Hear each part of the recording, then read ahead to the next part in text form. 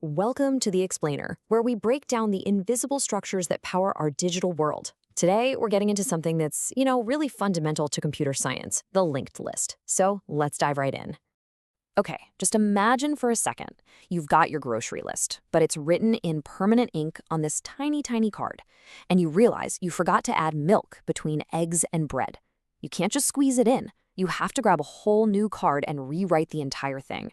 Super frustrating, right? Well, believe it or not, computers deal with a version of this problem all the time.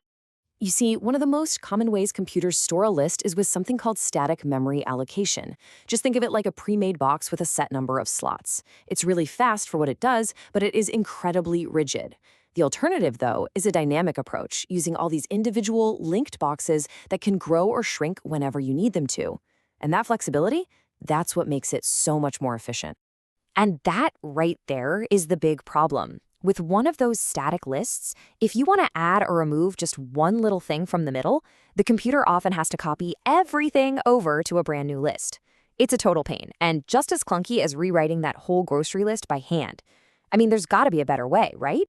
Well, of course there is. And this brings us to the hero of our story today, the linked list. It is just a beautifully simple, totally clever solution that gets around this whole problem of rigid, fixed-size lists. So the basic building block of a linked list is this thing called a node.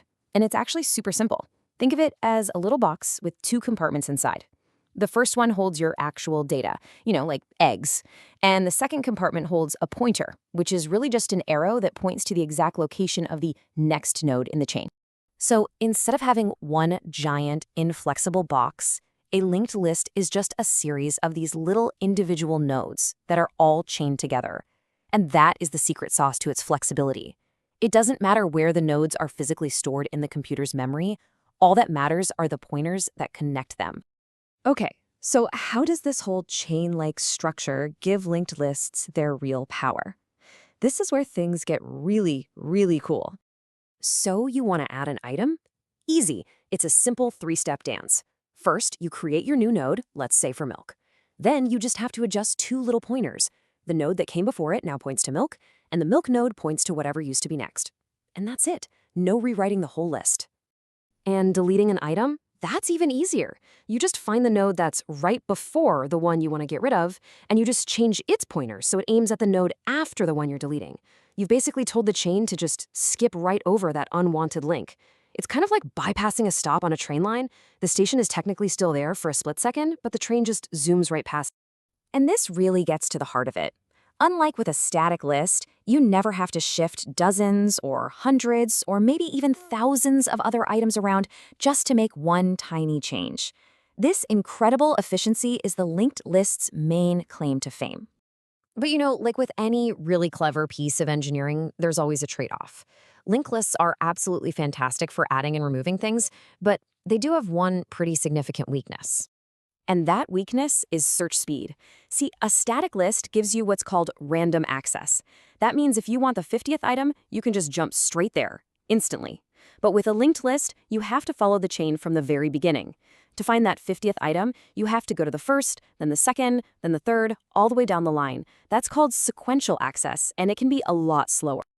But wait, the story doesn't end there. Because, of course, engineers have come up with some really cool variations of the basic linked list that give it some amazing new superpowers.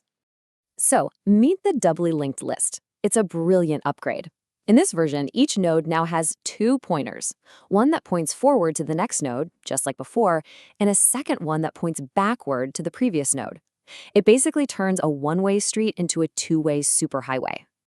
And this sets up a really clear trade-off. With a doubly linked list, you get this awesome new power to travel both forwards and backwards through the chain, which is huge. The cost? Well, it uses a little bit more memory, because every single node now has to store that extra previous pointer. And then there's also the circular linked list. This is where the very last node, instead of pointing to nothing, it points all the way back to the very first node, creating this continuous loop.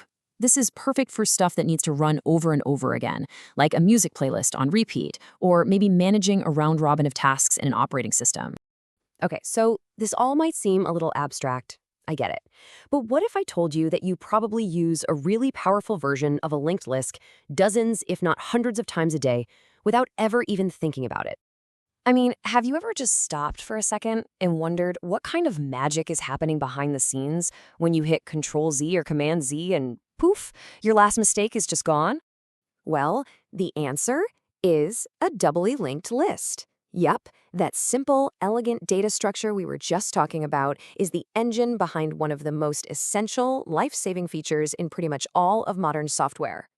So check this out. Here's how it works. Every single action you take, typing a word, deleting a sentence, making something bold, it gets stored as a node in a doubly linked list. So when you hit undo, you're really just telling the program, hey, follow the previous pointer and go back to the last state. And when you hit redo, you guessed it, you're just telling it to follow the next pointer forward again. It is just that simple and that elegant. So the really crucial point here is that this simple idea of nodes and pointers isn't just some abstract thing you learn about in a textbook. The humble linked list is the invisible backbone that gives us the power to fix our mistakes, to experiment freely, and to just work with a whole lot more confidence. And that kind of makes you wonder, doesn't it? What other elegant, invisible structures are hiding just underneath the surface of the apps and websites you use every single day? Thanks for watching.